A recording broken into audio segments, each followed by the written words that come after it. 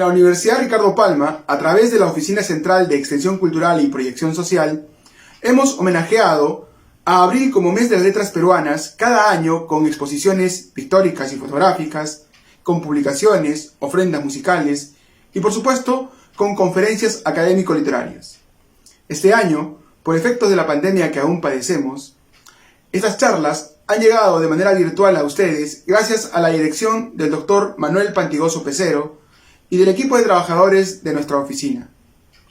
Estamos muy agradecidos con ustedes por habernos acompañado en este ciclo que hoy concluye.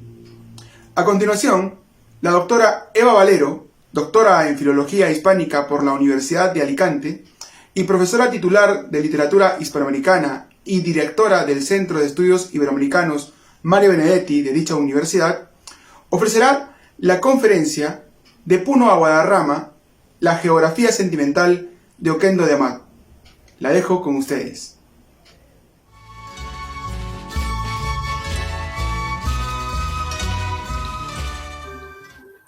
Hola, soy Eva Valero, profesora de Literatura Hispanoamericana de la Universidad de Alicante, y a continuación voy a dictar la conferencia para el Instituto Ricardo Palma, a quien tanto agradezco la invitación a impartir esta conferencia, que he titulado De Puno a Guadarrama, la geografía sentimental de Oquendo de Amat.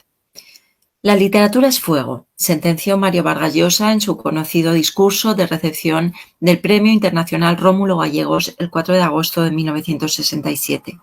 Con tal título, iniciaba el Nobel su disertación sobre el compromiso social del escritor en Latinoamérica.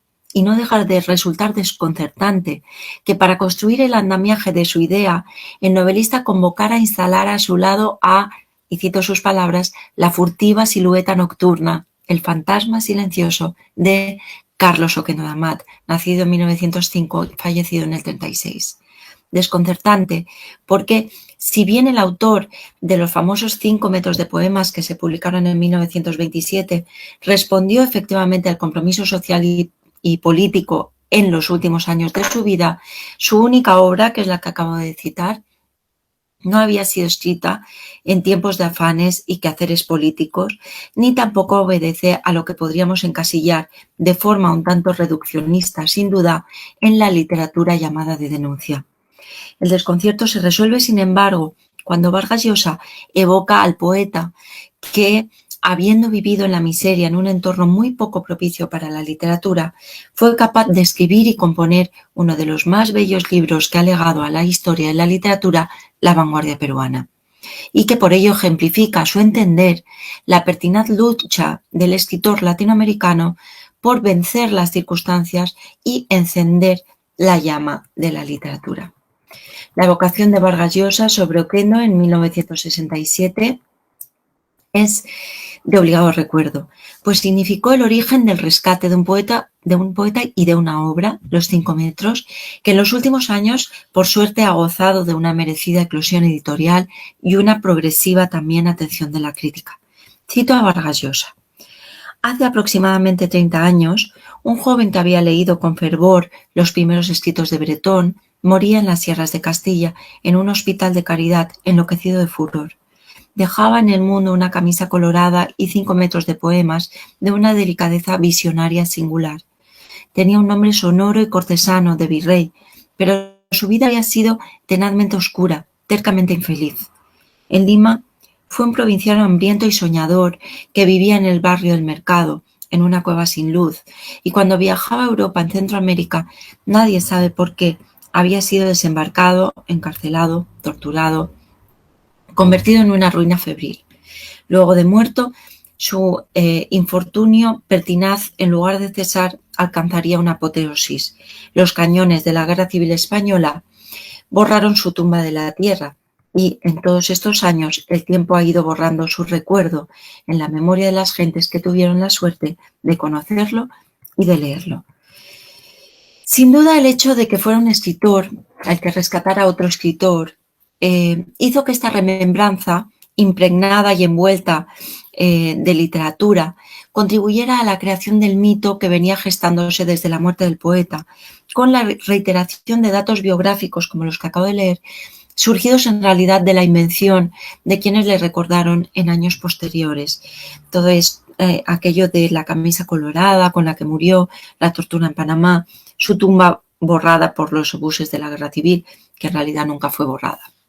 Datos, todos ellos, que la obstinación de un investigador como Carlos Meneses, en su conocido libro Tránsito de Oquendo de Amat de 1973, por tanto publicado 6 años después del discurso de Vargas Llosa, ha conseguido esclarecer a través de los testimonios de quienes estuvieron cerca de Oquendo en Madrid, como el poeta Xavier Abril, el historiador Raúl Porras Barrenechea o la novelista Rosa Arciniega.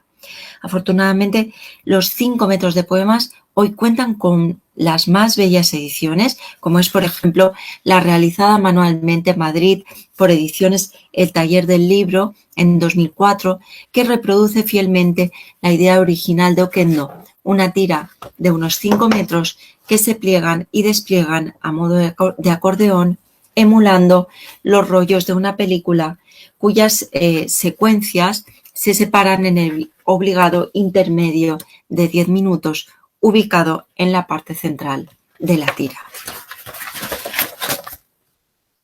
Vargas Llosa construyó además en su discurso la imagen del poeta que había escrito aquel verso: tuve miedo y me regresé de la locura. Sigo con Vargas Llosa. Y escribe, sin embargo, este compatriota mío había sido un hechicero consumado, un brujo de la palabra, un osado arquitecto de imágenes, un fulgurante explorador del sueño, un creador cabal y empecinado, que tuvo la lucidez, la locura necesarias para asumir su vocación de escritor como hay que hacerlo, como una diaria y furiosa inmolación. Pero antes de llegar a la arquitectura de las imágenes y sus fulgores, puesta en el foco de la historia literaria por Vargas Llosa, detengámonos en un texto que había sido escrito en el 37, tan solo un año, por tanto, después de la muerte de Oquendo. Su autora es Rosa Arciniega, la escritora que había formado parte del grupo de intelectuales congregado en Lima por José Carlos Mariátegui, entre los que se encontraba el propio Oquendo, y que estuvo en España hasta el estallido de la Guerra Civil. El tono elegíaco del título de su texto nos sitúa ante el paisaje de la serranía madrileña que acogió los restos del poeta, envuelto por las lejanas melodías dulces y tristes de otra serranía, la peruana. Se titula el texto de Arciniega Llanto de quenas sobre la Sierra Castellana. La crónica de Arciniega, publicada en la prensa de Lima en el 37, aclaraba las circunstancias de la muerte de Oquendo el 6 de marzo del 36 en un hospital de Guadarrama, pocos meses después de su llegada a Madrid, víctima de tuberculosis. Pero el texto no debió de ser muy leído a tenor de la leyenda posteriormente construida sobre el poeta que murió combatiendo en tiempo de la Guerra Civil Española. De hecho, como refiere Carlos Meneses, fue el único texto de homenaje al poeta que se recuerda, el de Arciniega, a excepción de la publicación de algunos de sus poemas en antologías posteriores o de un estudio de Luis Monguió en los años ya 50.